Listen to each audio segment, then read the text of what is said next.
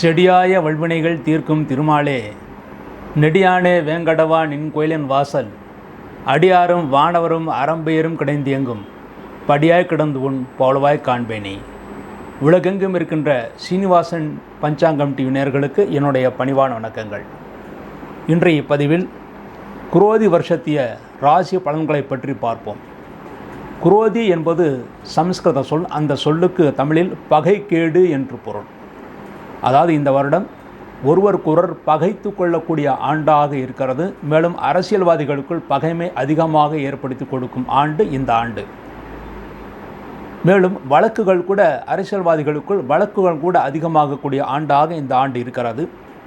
இந்த ஆண்டுக்கு ராஜாவாக இருக்கக்கூடியவர் செவ்வாய் பகவான். செவ்வாய் தான் இந்த ஆண்டின் ராஜா. பொதுவாக செவ்வாய் என்பவர் இராணுவ வீரனை போல் என்று கூறுவார்கள். அவரே இந்த வருடம் ராஜாவாக வருகிறார்.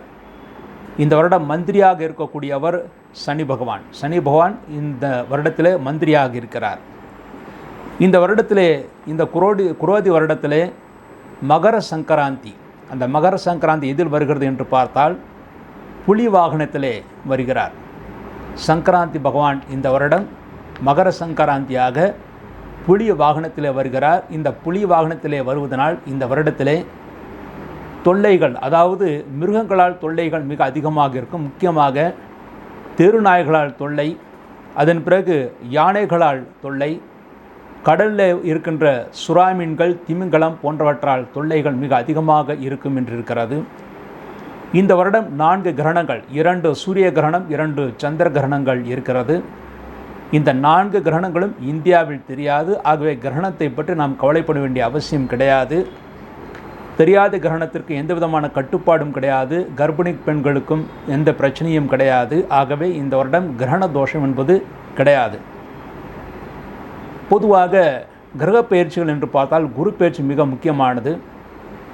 வருகின்ற சித்திரை மாதம் 18ஆம் தேதி 1/5/2024 புதன்கிழமை அன்று பகல் 1 மணி அளவிலே திருக்கணிதப்படியும் அன்றைய தினமே மாலை 5:38 வாக்கியப்படியும் குரு பகவான் மேஷ ராசியிலிருந்து ரிஷப ராசிக்கு சஞ்சாரம் செய்ய இருக்கிறார். பொதுவாக குரு பயிற்சி வாக்கியத்திற்கும் திருகணத்திற்கும் குறைந்தது 1 மாதமாவது இடைவெளி இருக்கும். ஆனால் இந்த வருடம் மட்டுமே குரு பயிற்சி ஒரே நாளிலே நிகழ்கிறது.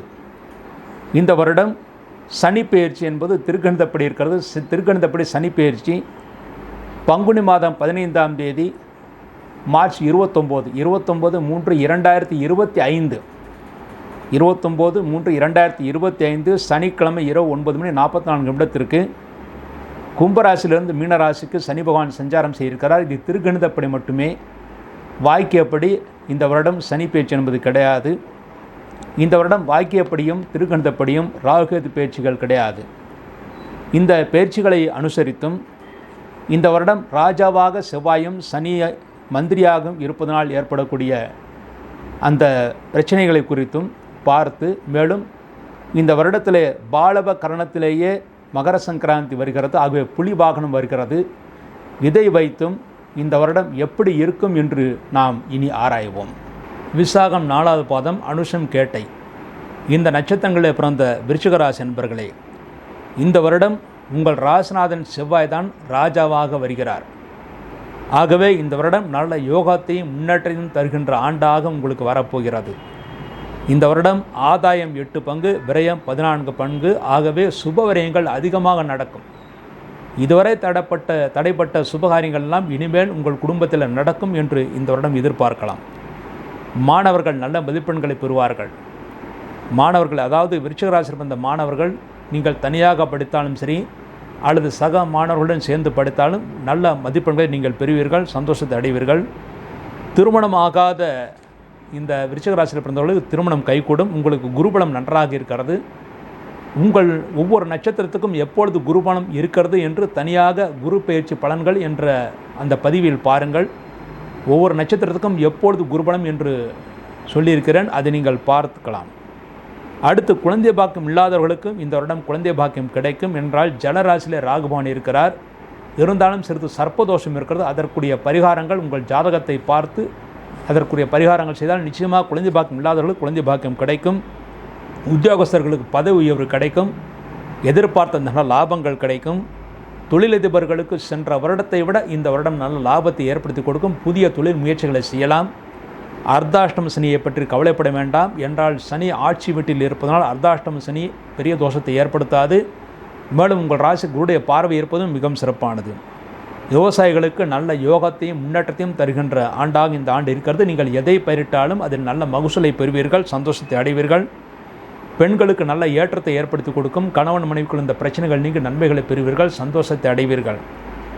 இந்த வருடம் குருபான் உங்கள் ராசிக்கு 7ஆம் இடம் சஞ்சாரம் செய்கிறார். ஆகவே நல்ல குருபலம் இருக்கிறது. வெகு காலம் திருமணத்திற்கு எதிர்பார்த்தவர்களுக்கு இந்த வருடம் திருமணம் கண்டிப்பாக நடக்கும்.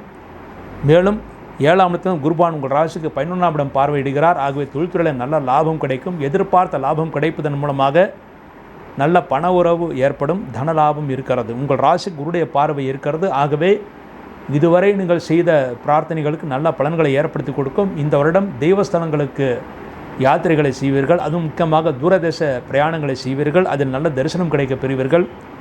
உங்கள் ராசிக்கு 3ஆம் இடத்தில் குருடைய பார்வை இருப்பது உங்கள் இளைய மூத்த சகோதரர்களுக்கும் நன்மைகளை ஏற்படுத்தி கொடுக்கும். சகோதரர்களுடைய பரிபூர்ண ஆதரவு உங்களுக்கு முழுமையாக கிடைக்கும். சனி பகவான் உங்கள் ராசிக்கு 4ஆம் இடத்தில் சஞ்சாரம் செய்தாலும் அந்த சனி பகவான் ஆட்சி பலத்துடன் இருப்பதனால் பெரிய தோஷங்கள் ஏற்படுத்தாது. இந்த வருடம் தாய்க்கு உடல் வலிகள் ஏற்படும். ஆனால் அதற்குரிய மருத்துவம் கிடைத்தும் அவர்களும் சுமூகமாக இருப்பார்கள். உங்கள் ராசிக்கு 6ஆம் இடத்தில் சனியுடைய பார்வை இருக்கிறது. ஆகவே உங்களுக்கும் சிறு கால் வலிகள் வர வாய்ப்பு இருக்கிறது. ஆகவே கிழங்கு வகைகளை சாப்பிடுவதை தவிர்த்து விடுவது நல்லது. உங்கள் ராசிக்கு 10ஆம் இடத்தில் சனியுடைய பார்வை இருப்பது தொழில்துறையில் நல்ல முன்னேற்றம் இருந்தாலும் திருஷ்டியும் கூடவே இருக்கும். உங்கள் தொழில் ரகசியங்களை வெளியில் சொல்லாமல் இருப்பது நல்லது. உங்கள் ராசிக்கு குருடைய பார்வையும் இருக்கிறது, சனியுடைய பார்வையும் இருக்கிறது. சில நேரத்தில் நீங்கள் தைரியமாக இருப்பீர்கள், சில நேரம் தைரியம் குறைந்து இருப்பீர்கள். ஆனால் தைரியமாக செயல்படுங்கள். இந்த வருடம் முழுவதும் உங்களுக்கு சிறப்பாகவே இருக்கும். இந்த வருடம் உங்கள் ராசிக்கு சனியுடைய பார்வை குருடைய பார்வை இரண்டும் இருப்பதனால் ஒரு முறை குலதெய்வத்தை வணங்கிவிட்டு வாருங்கள். உங்கள் ஜென்ம நட்சத்திர குலதெய்வத்தை வணங்கிவிட்டு வாருங்கள். நல்ல யோகத்தை பெற முடியும். இந்த வருடம் எச்சரிக்கையாக இருக்க வேண்டிய மாதம் ஆனி மாதம். இந்த வருடம் ஆனி மாதத்தில் எந்த புதிய நல்ல காரியங்களையும் தொடங்கக்கூடாது. அவ்வாறு தொடங்கினால் அது பிரச்சனையில் முடிவாகும். ஆகவே ஆனி மாதம் தவிர்த்து மற்ற மாதங்கள் நன்மைகளை ஏற்படுத்தி கொடுக்கும். அதுவும் முக்கியமாக மிகவும் ராசியான மாதங்கள், உங்களுக்கு யோகத்தை தரக்கூடிய மாதங்கள் என்று பார்த்தால் சித்திரை மாதம் நல்ல யோகத்தை ஏற்படுத்தி கொடுக்கும், நல்ல முன்னேற்றம் ஏற்படுத்தி கொடுக்கும். அடுத்து புரட்டாசி மாதம். புரட்டாசி மாதம் தொழில்துறையில் நல்ல வளர்ச்சி யோகம் இருக்கிறது. அடுத்து தை மாதம் நல்ல யோகம் ஏற்படுத்தி கொடுக்கும். இந்த வருடம் சித்திரை, புரட்டாசி, தை இந்த 3 மாதங்கள் எதிர்பார்த்ததை விட நல்ல தொழில் வளர்ச்சி, முன்னேற்றம், சந்தோஷம், பணவரவு ஆகியவை உங்களுக்கு இருக்கிறது. குடும்பத்திலும் அமைதியான சூழ்நிலைகள் உருவாகும். இந்த வருடம் நீங்கள் செய்ய வேண்டிய பரிகாரம், இந்த வருடம் விருச்சிக ராசியில் பிறந்து விசாகம் 4வது பாதத்தில் பிறந்தவர்கள் ஒரு முறை திருச்செந்தூர் சென்று அங்கே முருகப்பெருமானுக்கு சந்தனம் அபிஷேகம் செய்துவிட்டு வாருங்கள், நன்மைகளை பெற முடியும். அல்லது அங்கே தரிசனம் செய்துவிட்டு உங்கள் ஊரில் இருக்கின்ற முருகப்பெருமானுக்கு அபிஷேகங்கள் செய்துவிட்டு வரலாம். அனுஷம் நட்சத்திரத்தில் பிறந்தவர்கள் இந்த வருடம் ஒரு முறை கும்பகோணம் அருகில் இருக்கின்ற நாச்சியார் கோயில், அங்கே இருக்கின்ற கல் கருடனை தரிசனம் செய்வது மிகவும் சிறப்பானது. அவ்வாறு தரிசனம் செய்தால் உங்களுடைய வாழ்க்கை பாரங்கள் எல்லாம் விலகி நன்மைகளை ஏற்படுத்தி கொடுக்கும். வெகுகாலம் திருமணமாகாத ஆண்களுக்கும் பெண்களுக்கும் திருமணம் கைகூடும். பொதுவாக அனுஷம் நட்சத்திரத்தில் பிறந்தவர்களுக்கு ராசியான கோயில் என்றாலும் நாச்சியார் கோயில்தான். அடுத்து கேட்டையில் பிறந்தவர்களுக்கு ஒரு முறை பூவரக பெருமாளை, அதாவது திருவடந்தை சென்று, திருவடந்தை என்பது சென்னை மாமல்லபுரம் ரோட்டில் இருக்கிறது திருவடந்தை. அங்கே திருவடந்தை சென்று பூவராக பெருமாளை தரிசனம் செய்வது மிகவும் சிறப்பானது. அங்கே பூவராக பெருமாள் நித்திய கல்யாண பெருமாளாக சஞ்சாரம் செய்கிறார். அங்கே சென்று பூவராக பெருமாளை வணங்கிவிட்டு வந்தால் கேட்டலை பிறந்தவர்கள் நன்மைகளை பெற முடியும். அதோடு மட்டுமில்லாமல் ஒரு முறை உங்கள் ஊரிலே கேட்ட நட்சத்திரம் என்று விநாயகருக்கு அபிஷேகம் செய்துவிட்டு வாருங்கள், சகலத்திலும் நீங்கள் நன்மைகளை பெறுவீர்கள். இந்த பிரார்த்தனைகளின் மூலமாக விருச்சிக ராசியில் பிறந்தவர்கள் 70% நன்மைகளை பெறுவார்கள் என்பது உறுதி. இந்த நிகழ்ச்சியை கண்டு கழித்தவர்கள், சப்ஸ்கிரைப் செய்தவர்கள், மற்றவர்களுக்கு ஷேர் செய்தவர்கள் அனைவரும் பல்லாண்டு பல்லாண்டு பல்லாயிரத்தாண்டு பல கோடி நூறாயிரம் மல்லாண்ட திந்தோள் மணிவண்ணா உன் சேவடு செவ்வி திருக்காப்பு அடியோமோடும் நின்னோடும் பிரிவின்றி 1000 பல்லாண்டு வடிவாய் நின் வள மார்பினில் வாழ்கின்ற மங்கையும் பல்லாண்டு வடிவார் சோதி வளத்துறையும் சுடர் ஆழியும் பல்லாண்டு படைபோர் புக்கு முழங்கும் அப்பாஞ்சு ஜன்னியும் பல்லாண்டு என்று பெரியாழ்வார் பாடியதைப் போல நீங்களும் உங்கள் குடும்பத்தாரும் அனைத்து சுகங்களுடனும் நன்றாக பல்லாண்டு வாழ வேண்டும் என்று வாழ்த்தி விடைபெறுகிறேன். நன்றி, வணக்கம்.